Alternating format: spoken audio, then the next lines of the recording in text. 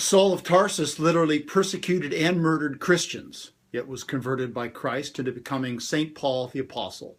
Many other disciples ran away and disavowed Jesus when he was crucified, yet after his ascension, they were the ones allowing themselves to be imprisoned, tortured, even crucified upside down as martyrs, spreading the word to the Gentiles. So if a literal murderer of Christians can be used, so can Donald Trump. The world he confronts is indeed a daunting and evil place of sin. The Bible predicted that Christians would be persecuted. Islamists in the Middle East are wiping them out. These are the original Christians living and worshiping on the very grounds where Christ evangelized. Domestically, the predicament of the Democrat Party, ushered in by Obama, is not unlike the Palestinians, who Golda Meir once said would never have peace till they love their children more than they hate the Jews. The Democrats, at least since George H.W. Bush, and probably before that, hate Republicans. Republicans have zero respect for Democrats. Democrats hate them more for not caring when they yell, scream, and protest.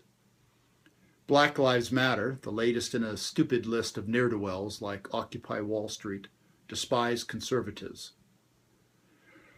White conservatives do not care, dismissing them as dumbasses that chant for the death of cops.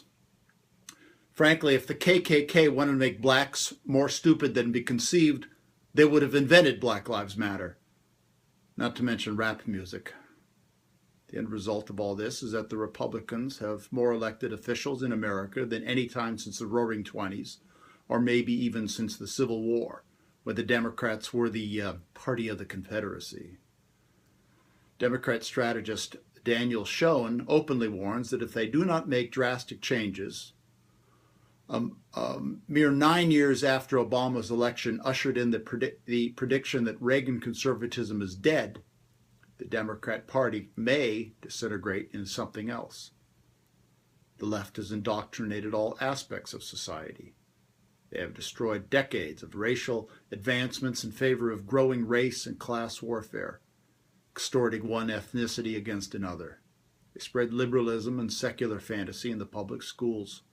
They have taken over academia, where there is virtually no real free speech anymore. They have devoured Hollywood, and it is not a coincidence that the great films of the 1960s and 1970s represent an era of excellence that has been replaced by mediocrity. The Oscars are little more than slut parades and losers awarding themselves with the modern version of pagan idolatry. The Oscar statues, little more than stand-ins for the golden calf.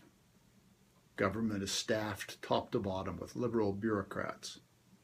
Government itself is their god. Global warming their New Age religion. Obama himself represents this new liberal, the kind who does now what the KGB used to have to blackmail people into doing. Would be better if it were discovered he were an actual mole of the KGB or Muslim Brotherhood. If so, he could be prosecuted and, along with his wife, imprisoned for a few decades. Instead, he has enriched himself.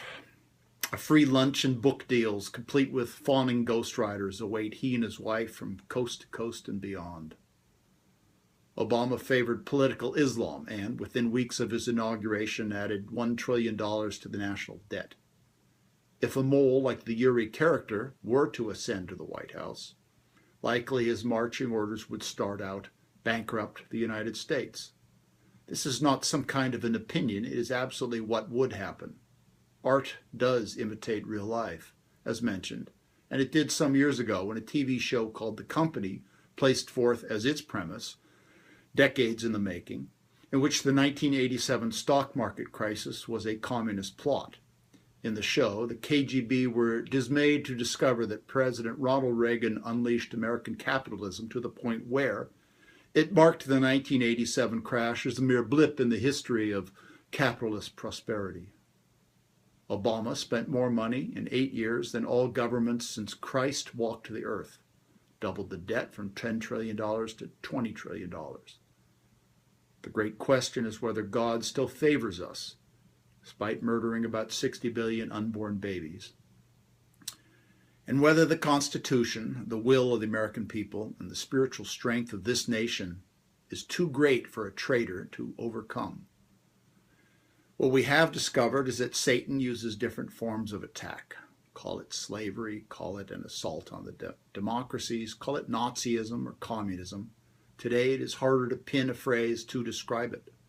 Islamic radicalism seems to be his dark army, but its allies are a more amorphous, hard-to-identify form of spiritual malevolence. Call it plain old anti-Americanism.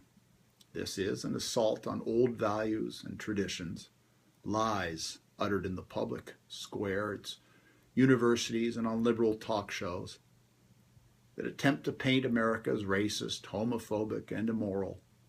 Our victories and successes, as this theory goes, are ill-gotten, stolen from Indians or other dark-skinned victims. This has been Obama's agenda, and while these theories were around long before the world knew who Barack Hussein Obama was, they now mark a major plank of the Democrat Party. To veer from these orthodoxies is to risk excommunication from the religion of liberalism.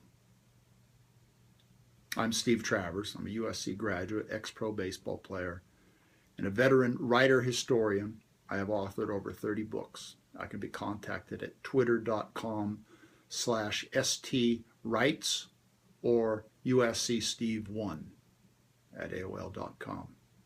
Thanks for listening. Bye-bye.